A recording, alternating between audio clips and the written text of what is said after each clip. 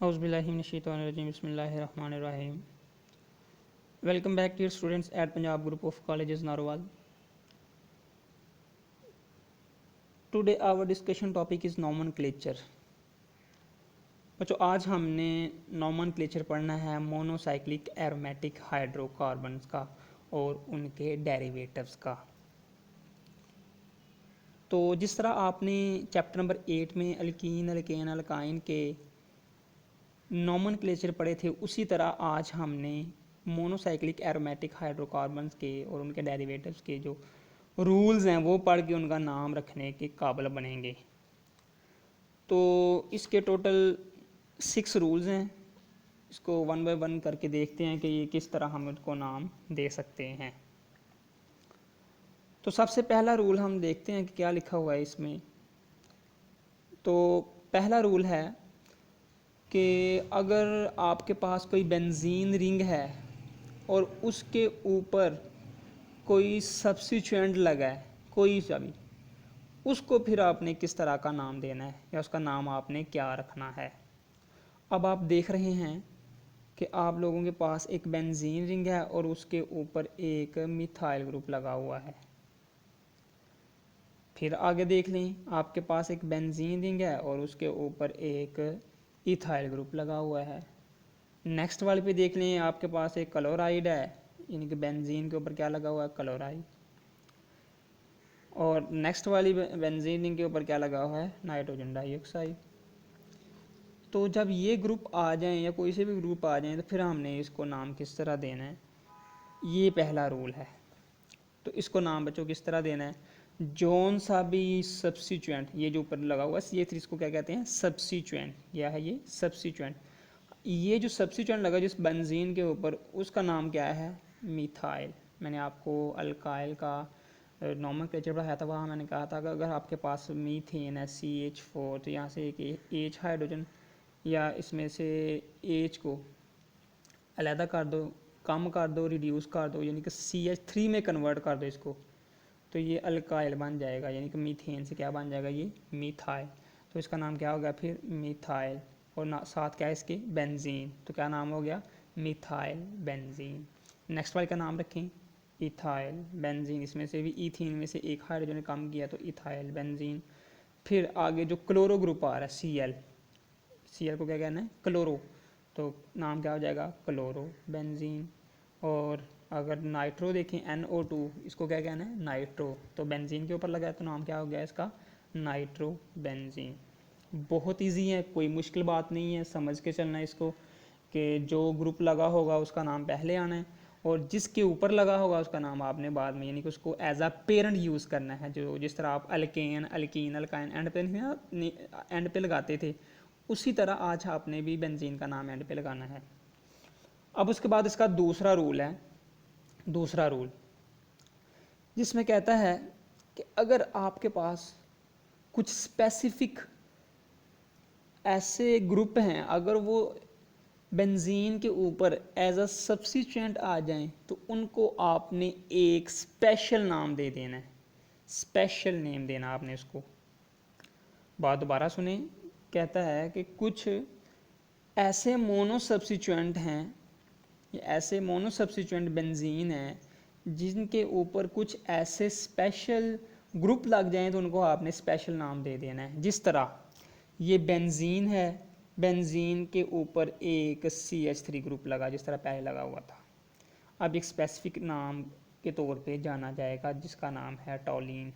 यह आपने पिछले टॉपिक में भी पढ़ा था, पिछली क्लास में या पिछले लेक्चर में। तो आज भी पढ़ रहे हैं कि बेंजीन के ऊपर अगर CH3 ग्रुप लग जाए तो उसको आप किसका नाम दोगे, टॉलिन का। अब इसको हमने स्पेसिफिक नाम दे दिया है। अब सारे सब्स्टिट्यूएंट ऐसे इस तरह के नहीं हैं कि हम उनको स्पेसिफिक नाम दे सकते हैं, लेकिन कुछ ऐसे हैं जिनको हम अगर बेंजीन के ऊपर लगा दें तो उनका नाम है वो जो स्पेसिफिक बन जाता है। उसी तरह अगर आप अल्कोहल के जो फंक्शनल ग्रुप है OH, उसकी बात करें, अगर वो बेंजीन के ऊपर लग जाएगा तो उसको आप क्या कहेंगे कि ये क्या है, फिनोल है।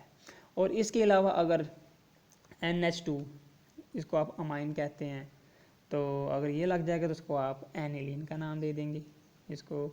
उसके बाद आपने बात करनी है बेंजोइक एसिड की, COOH, जिस तरह आप एसिटिक एसिड का फार्मूला नहीं पढ़ते, CH3COOH, यानी कि एसिड है वो, तो उसी तरह अगर ये COOH ग्रुप यहाँ आके अटैच हो जाएगा तो उसको आप बेंजोइक एसिड का नाम दे देंगे, ओइक एसिड, यानी कि ये बेंजीन थी साथ ओइक एसिड। और इसी तरह अगर आपके पास COH, ये एल्डिहाइड का फार्मूला COH, तो इसको आप बेंजल्डिहाइड का नाम दे लेंगे। समझ आ रही है, पीछे एसिड था और आगे एल्डिहाइड था। तो आपने देखा कि ये किस तरह हमने ये जो स्पेसिफिक नेम है वो किस तरह दिए हैं। कुछ ग्रुप ऐसे हैं, कुछ ऐसे सब्स्टिट्यूएंट हैं जब वो बेंजीन रिंग के ऊपर आके अटैच हो जाएंगे तो उनको हमने स्पेसिफिक नेम दे देना है।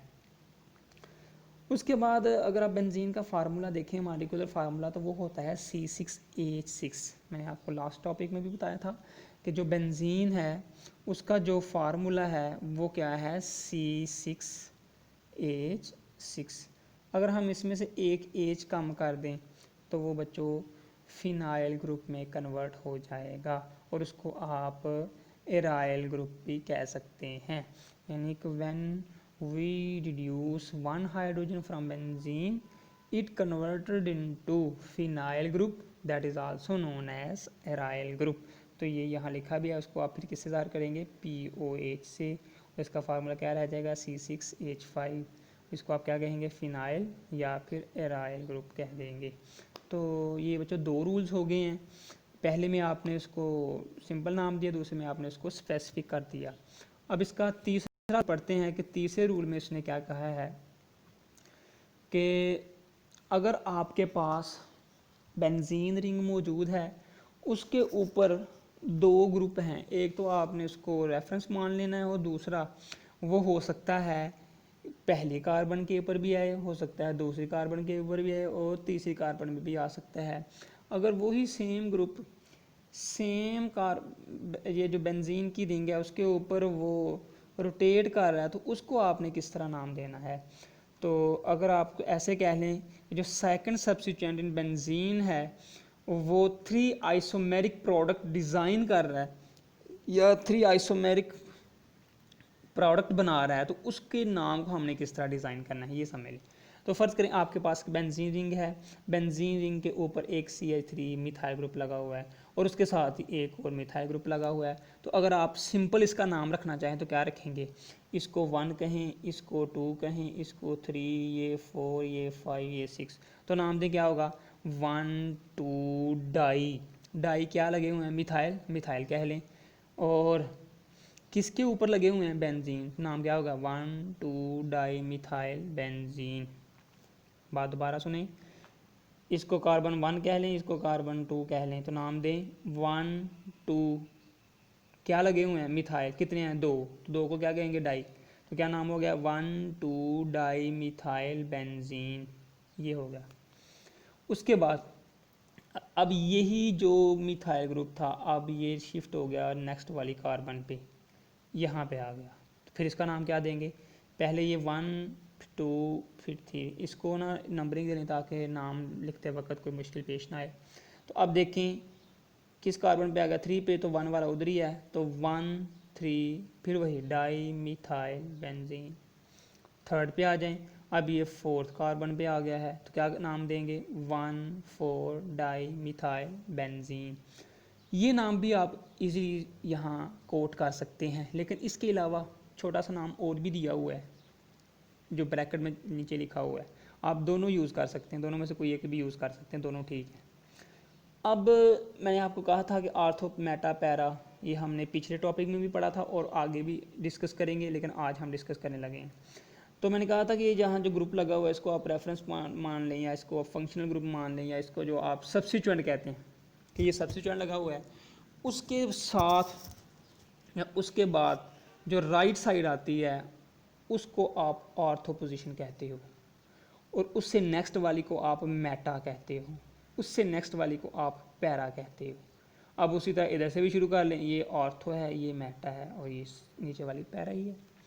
मीन टू से दैट कि आपके पास जो ग्रुप लगा होगा, जो सब्स्टिट्यूएंट लगा होगा, अगर उसके बाद कोई सब्स्टिट्यूएंट लगा होगा तो उसको आप ऑर्थो मेटा और पैरा के हिसाब से भी नाम दे सकते हो। तो ये फिर क्या नाम होगा इसका, ऑर्थो। और अगर दो CH3 सेम बेंजीन के ऊपर लग जाएं, एक ही बेंजीन के ऊपर दो सेम मिथाइल ग्रुप लगे हों या दो सब्स्टिट्यूएंट लगे हों, उनको आप जाइलिन का नाम देंगे। ये पॉइंट आपने याद रखना है। तो इसका नाम क्या हो गया? आर्थोजाइलिन। इसका क्या हो जाएगा? मेटाजाइलिन। इसका क्या हो जाएगा? पैराजाइलिन। यानी कि आर्थो, मेटा और पैरा पोजीशन का अब आपको पता चल जाना चाहिए। उसके बाद फोर्थ वाला पॉइंट है कि अगर आपके पास बेंजीन रिंग के ऊपर दो डिफरेंट ग्रुप लगे हों, अब आपको कैसे पता चलेगा कि हमने उसको नंबरिंग कहाँ से करनी है, 1 कहाँ से, 2 3 कहाँ से, किस तरह लिखना उसको। तो बच्चों उसके लिए एक ऑर्डर लिखा हुआ है आपकी बुक में, इसको अच्छे से देख लीजिएगा कि ये ऑर्डर दिया हुआ, इसके मुताबिक आपने चलना है। CWH है, फिर CN है, फिर CHO है, COCH3 है, OH है, NH2 है, OH है और OR है और R है। इसका मतलब क्या है कि ये आपको ऑर्डर ऑफ प्रायोरिटी दिया हुआ है कि इनमें से पहले जो वाला आपके पास जो रिंग होगी उसमें मौजूद होगा उसको आप फर्स्ट नाम दे लें। यानी कि फ़र्ज़ करें हम एग्जांपल के थ्रू इसको एक्सप्लेनेशन करते हैं कि किस तरह हमने इसको नाम देना है। ये फ़र्ज़ करें आपके पास एक बेंजीन रिंग है, बेंजीन रिंग के ऊपर दो ग्रुप लगे हुए हैं, एक CH3 है और एक CHO, यानी कि एक अमोनिया लगा हुआ है और दूसरा आपके पास एल्डिहाइड लगा हुआ है। अब आपने नंबरिंग कहाँ से करनी है ये देखने के लिए आपको प्रायोरिटी ऑर्डर देखना पड़ेगा। प्रायोरिटी ऑर्डर में सबसे पहले इसमें COH है, COH भी देंगे, इसको भी छोड़ दें।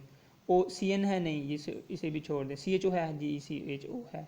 अब देखें CHO की पोजीशन पहले आ रही है, इसकी प्रायोरिटी पहले आ रही है, इसका ऑर्डर पहले आ रहा है, और जो NH3 है वो आगे जाके आएगा। इसमें भी NH2 है, इसमें एंड पे जाके, या इसमें ये देख लें कि NH2 CHO के बाद आ रहा है, तो इसलिए फिर हम CH को पहले नाम देंगे, उसके बाद हम जितने भी होंगे NH3 NH2 जो भी होगा उसको हम नाम देंगे। तो फिर हम नंबरिंग कहाँ से करेंगे?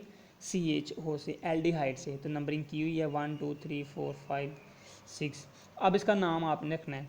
अब दूसरी पोजीशन पे अमाइन ग्रुप लगा हुआ है, तो आप क्या कहेंगे इसको? 2 अमाइनो, और किसके ऊपर लगा हुआ है? बेंजीन के ऊपर, तो बेंजाइल, और ये CHO की वजह से क्या कहेंगे इसको? एल्डिहाइड। तो नाम क्या हो गया? 2 अमाइनो बेंजल्डिहाइड। नाम दोबारा देखें इसका, 2 अमाइनो बेंजल्डिहाइड। अब नेक्स्ट का आप लोगों ने मुझे बताना है। अब देखें नंबरिंग भी आपने कर ली है। फ़र्ज़ करें CWH जो OH एसिड था वो पहले आ गया है, उसके बाद जो OH है वो बाद में आया है। ऑर्डर में देख सकते हैं, आपको ये ऑर्डर याद रखना पड़ेगा कि किसको हमने नंबरिंग पहले देनी है। तो CWH की तरफ से नंबरिंग शुरू कर दें, 1 2 3 4 5 6।